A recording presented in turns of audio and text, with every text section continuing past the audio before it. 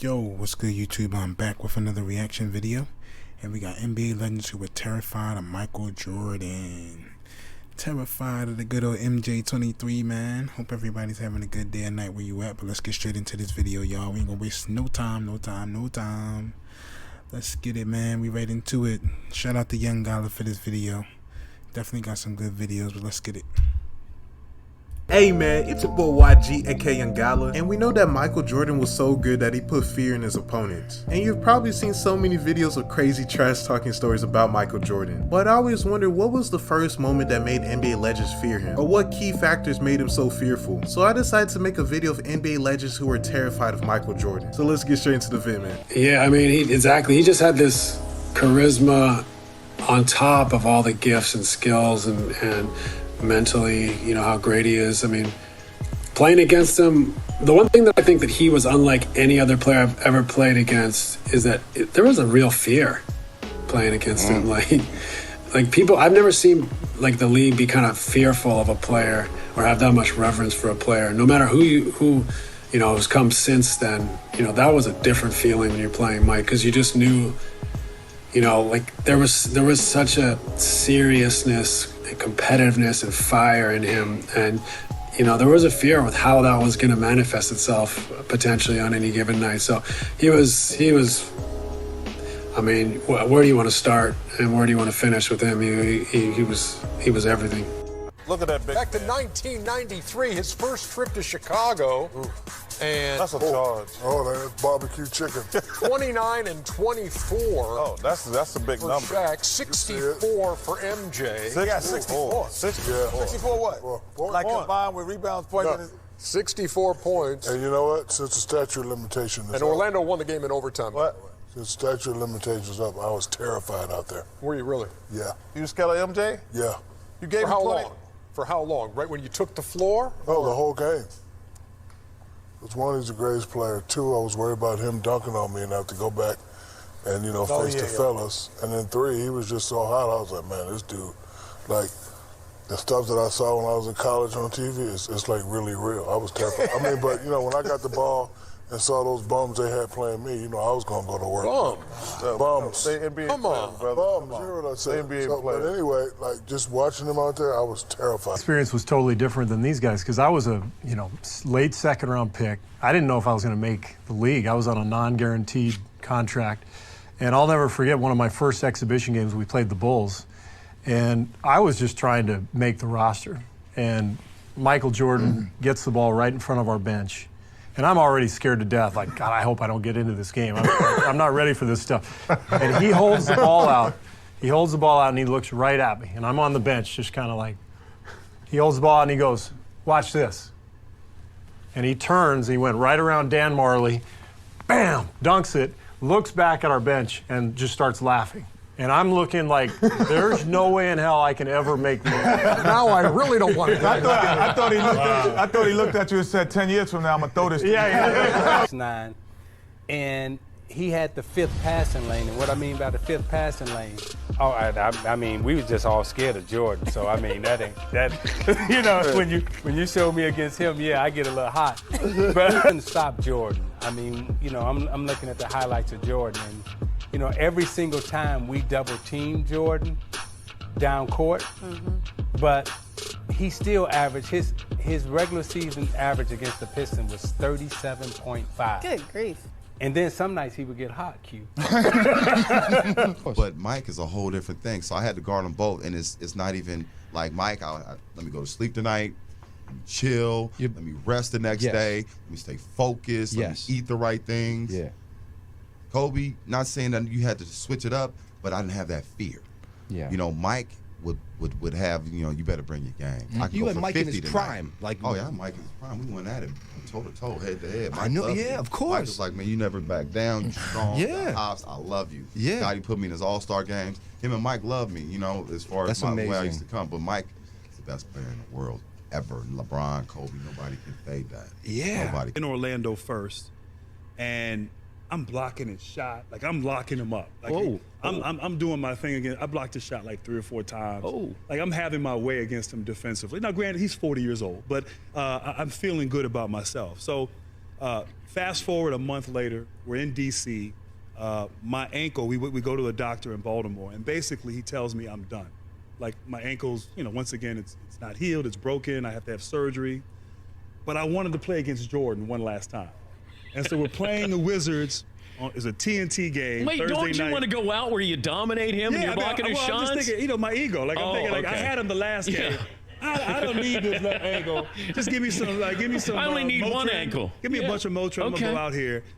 And when I tell you, he torched me in that first quarter. Like, literally, he gave me 20 points in the first quarter on the same play. Like, he just ran the same play every time and did this, and I could not guard him. And so, literally, I checked out of the game at the end of the first quarter, and I didn't even go to the bed. I just walked back to the locker room.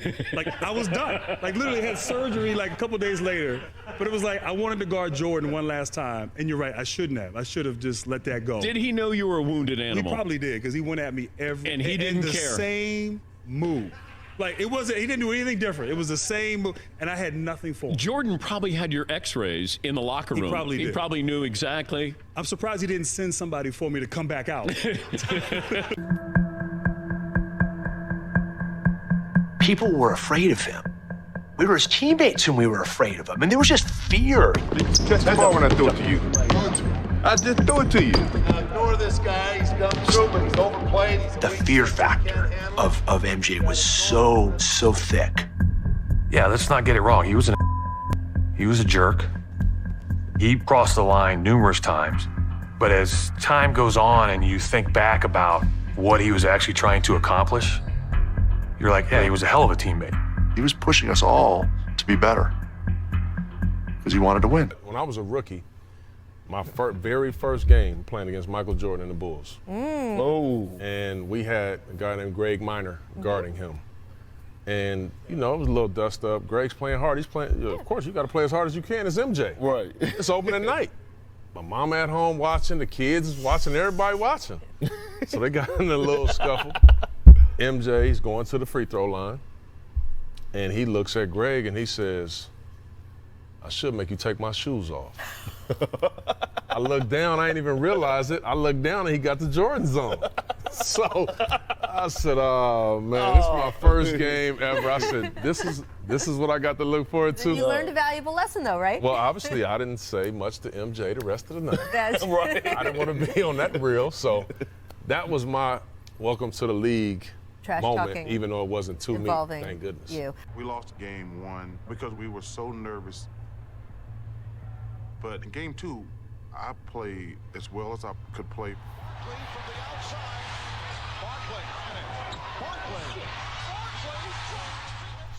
And Michael just outplayed me.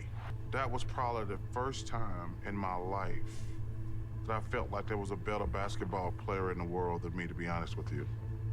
We were playing the Chicago Bulls, and this is Michael Jordan's third or fourth year in. Okay. And we were playing the next exhibition game in some obscure place. And most veterans do not like to play in exhibition games. They want to get to the real thing. I'm a wide-eyed, energetic rookie, and we're playing this exhibition game, and Michael's going through the motion. And Chuck Person, who's on my team, who's a trash talker as well, is like, can you believe Michael Jordan, the guy everyone's talking about, who's supposed to be able to walk on water, you're out here killing him, Reg. This is in the first half. He's like, you should be talking to him. He's like, you're right, Michael, who do you think you are? The great Michael Jordan? That's right, there's a new kid on town, right? Kind of looks at me and starts shaking his head. So at half, I have 10, and he has 4 points, right? And I'm doing all this talking. He's like, okay. End of the game in the second half, he ended up with 44.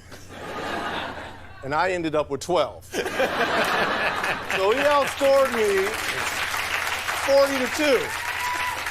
And as he's walking off, he's like, be sure and be careful, you never talk to Black Jesus like that.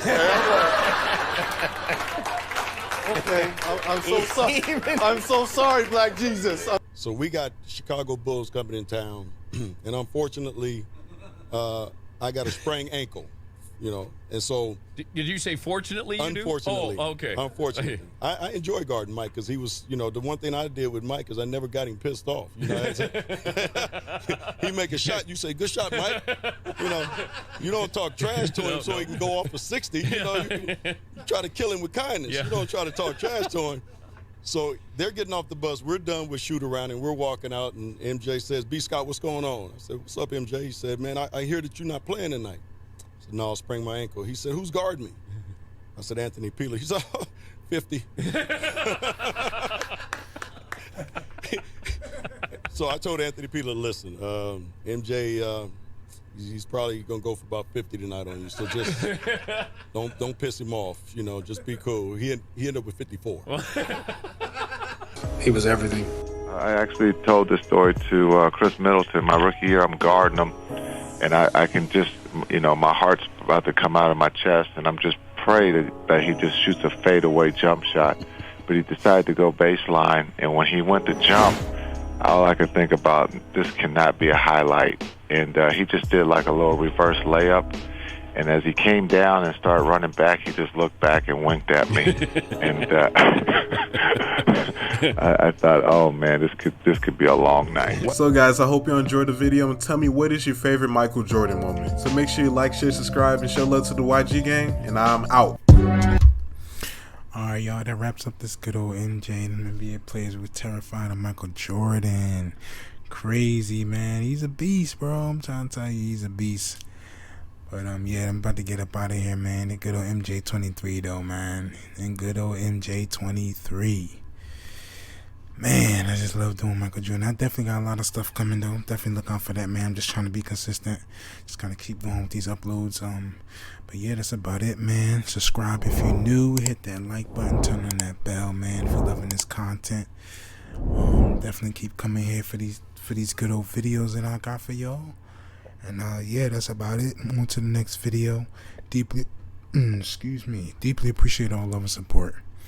And yeah, like I always say, if you got some videos you want me to do, leave them down in the comments, or you can send it to my email at DATPHILLYBOINAHREACTS@gmail.com.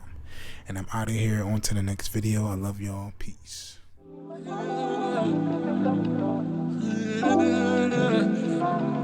Yeah.